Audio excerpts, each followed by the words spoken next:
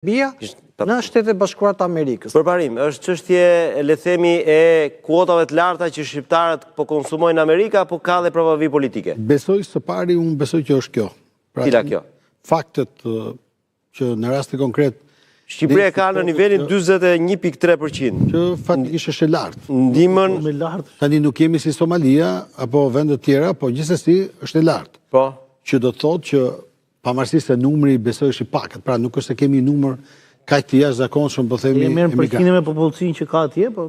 Jo, besoj që Shqipëria, si do që ditë puna në Shtetet Bashkuara, nuk është se kemi numër kaq të jashtëzakonshëm. Nuk ka një numër të madh emigrantësh, po. Siç Kemi kemi numër, po si numër. Ai me përqindjen e gjithë shqiptarëve që janë atje, me përqindje. Por ama ai numër që shkon, përqindja fatikisht që kërkon, po themi një ndihmë ekonomike atje, ose duam apo s'duam, është një barë për Shtetin Amerikan, është e lartë, pas si përqindje, 41.3. Por u dyshoj me thënë drejtë se në mënyrë absolute i vi pak edhe po themi logjikës që sapo citoi Ermali, që në rasti konkret edhe nëse do ta marrim, po themi që përjashtohet Serbia, duam apo s'duam, është një shtet shumë herë më i fuqishëm, madje deri diku dhe më i qëndrueshëm nëse do flasim edhe në kuptimin e asaj që quhen disa piketa shtetërore, në kuptimin e të bërë shtet. Okej.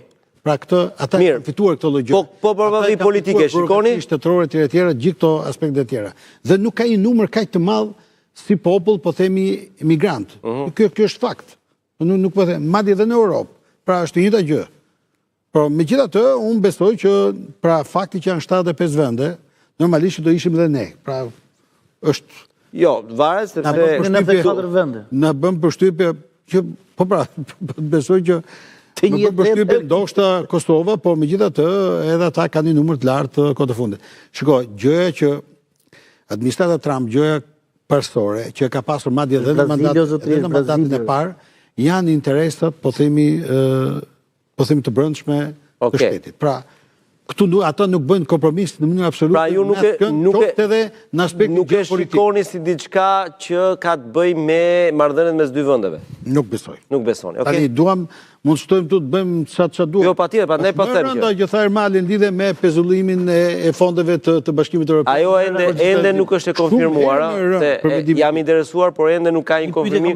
Do ketë një për ta sqaruar, për këtë çështjen e pezullimit të fondeve të digitalizimit, do ketë, nuk ka një qëndrim tamam zyrtar, pritet të keti deklaratë përfaqësisë Bashkimit Evropian në Tiranë, dhe çështja të sqarohet. Diella pa paguajt. Okej, dhe kjo është, po diellën do ta zëvendësojmë, se diella nuk është e pazëvendësueshme, apo jo, Alfred?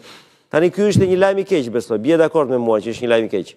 Unë e shikoj në dy aspekte, duke qenë se ka rënë fikse edhe në fushën time. Po. Dgjoj, ajo që dua të them është që Amerika, domethënë, qyr me marrjen e drejtimit të presidentit Trump, ka qenë shumë kundër emigracionit. Po.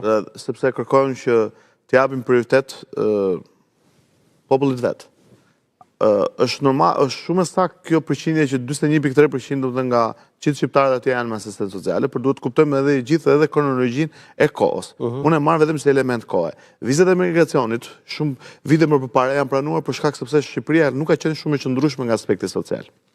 Do thotë, si aspekti social i qëndrueshëm, do thotë që buxheti për mbrojtje sociale ka qenë shumë i ulët, shërbimet sociale, pra multifunksionale në këtë rast, kanë qenë tepër të ulta, shërbimi shëndetësor ka qenë për i bret, shërbimi astimor për i bret, dhe normalisht kjo ka ndikuar që edhe emigracioni në vitet më përpara të qenë më i lartë për shumë drejt Shtetet Bashkuara të Amerikës. Dhe unë mendoj që kjo është vetëm për një minimizim, dhe po të shikoni deklaratën e vetë presidentit, do të ketë një rishikim dhe një thellim të atij që kërkon vizën e emigracionit. Pra, ai që kërkon vizën e emigracionit nuk kërkon që të jetë një parazit që të shkojë atje dhe të kërkojë ndihmën sociale direkt me njerëz të shkenë atë. Po të jetë një individ i cili kur shkon atje të ketë mundësi edhe të punësohet, por ke mundësi edhe të integrohet. Pra mos të jetë barë për shtetin amerikan.